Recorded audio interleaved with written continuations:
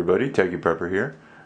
Today I'm going to go over a ultralight backpacking cook set. This would be great for a bug out bag. Comes in 13 and 3/8 ounces. That includes some fuel in there as well. So just go ahead and take it apart, show you what's inside here.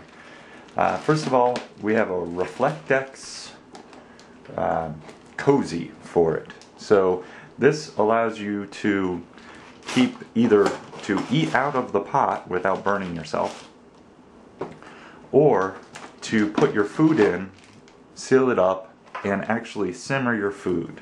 The stove I'm going to show you is an alcohol stove, and there is no simmer level on it. So what you would do is, like if you're going to make macaroni, you would boil the macaroni in the water, take the pot itself, put it inside here, close it up, and simmer it for twice as long as the package says to boil it, and you're good to go. So that's the cozy, and we'll get on to other parts here. This is the lid to the pot, and the pot is a Snow Peak, I believe it's 600, and it comes with this silicone lid that also doubles as a pot holder. So it allows you to pick up this when it gets hot. This is a titanium pot, and it transmits heat very efficiently, so unfortunately that does mean that these handles get quite hot when you're cooking. Next up we have the stove, and this is an alcohol stove made out of a Bud Light can, or Bud Light bottle, Bud Light aluminum bottle. And I'm going to have some other videos showing you how you can make these. The great advantage of these stoves, because they're so tough, you could stand on this no problem. You're not going to damage it, pretty much. Because of that, you don't even need a pot stand. And when you set the pot on top, it creates its own pressure and is the perfect little unit for under 1 ounce to boil water in. Next up in here we have the fuel. This is 2 ounces of fuel here in this bottle. Go ahead and pull it out. So this fuel is heat. It's an automotive product that is designed to get water out of your gas. Essentially it's a type of alcohol. You can get about 16 ounces, I believe, for $1.67 in Walmart or your gas station. You can find this fuel everywhere. That's a huge advantage to one of these types of stoves. So this 2 ounces will give me 2 different boils of 2 cups of water. So this would be good for an overnight. Next up we have the windscreen, and we have a bobby pin here, and I'll show you how that works. The windscreen is just heavy-duty tinfoil. Over the course of a trip, this will end up melting, kind of, or being compromised, but that's okay because it's just tinfoil, and it's easy enough to replace. You can also use some thicker materials. If you knew you were going to be out on a longer trip, then you know that would certainly be okay. But this is perfect for, you know, the first couple of days. So if you're making a 72-hour kit, that would be plenty. Also in here we have a lighter, just to get the alcohol going. I've got a little scrubber. Every now and then you'll have some caked on food that you need to get off. And then also within this cup, or this pot, fits my mug. It's a Sea to Summit mug. This is a little heavy, quite honestly, for an ultralight setup, but I really like having my coffee in the morning, so it's worth the extra weight to me. And because it nests so well in that pot, it doesn't take up any extra space.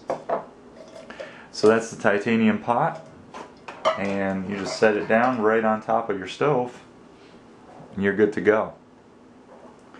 So what I'm going to do here is just do a little demonstration for you, and I'll be right back with that. Okay, everybody, I'm back now. We're going to do a little demonstration. Now, anytime you're having an open flame in the house, it's not really recommended. I'm going to go ahead and do it just because I do have a little bit of experience with these stoves. I know exactly how this is going to perform, and I'm not going to be breathing whatever it is that's coming off of here. I did spill a little bit of the fuel on the tray. That wouldn't be good to light up the tray as well. So the great thing about this little stove is that it is self-priming, so you don't have to set out a pool of primer to get the entire stove heated up. Now, you heard that little pop. When you're lighting an alcohol stove, that's something you want to listen for, because you actually can't see the flame, as you probably are picking up on the video right now. So I'm going to turn off the lights, and hopefully we'll see that cool blue flame coming out. Shut the window too. Okay, so now you got the flame. Right now the stove is heating itself up, and once it gets hot enough, it's going to start shooting out of the jets on the side, and that will happen when the alcohol starts to boil. And there it goes.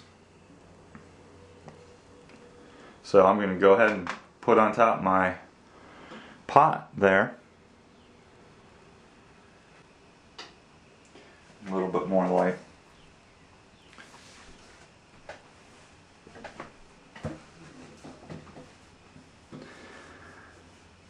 So certainly with a little stove like this, you can see the power that's coming off of it, the BTUs.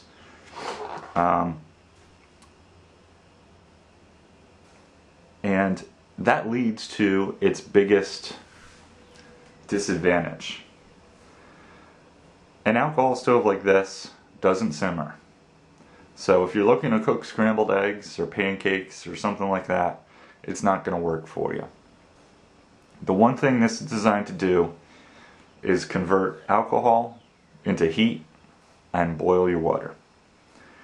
And as long as you have that in mind, this can be a perfect little stove for when you're away from home. Another disadvantage of the alcohol stove is that there is no off button. The only way to turn this off is to smother it, deprive it of oxygen. So, you obviously can get in a little bit of trouble if you were to knock this whole thing over. You've got liquid fuel that would spill out, be on the ground, and it could start a fire. That's why I'm doing this in the baking tray, just in case there was some issue.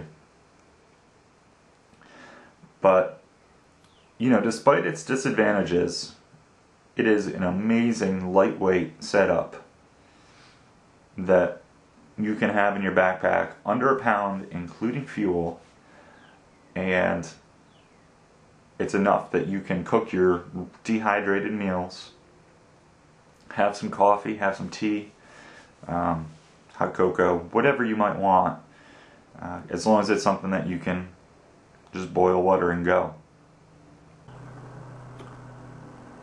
There we go, there's a pre-boil.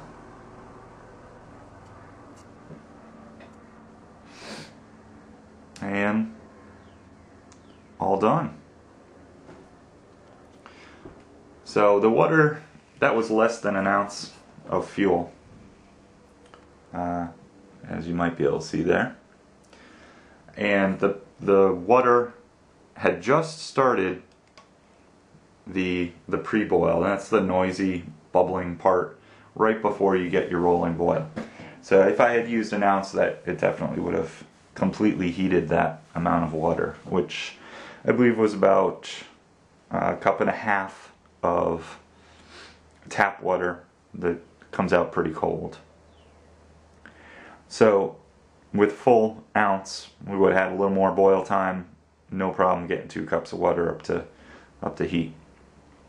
Now, when I'm on a trip, I will often carry 2 of these bottles, you know, double the amount of fuel that I think I'm going to need, just in case I get stuck out there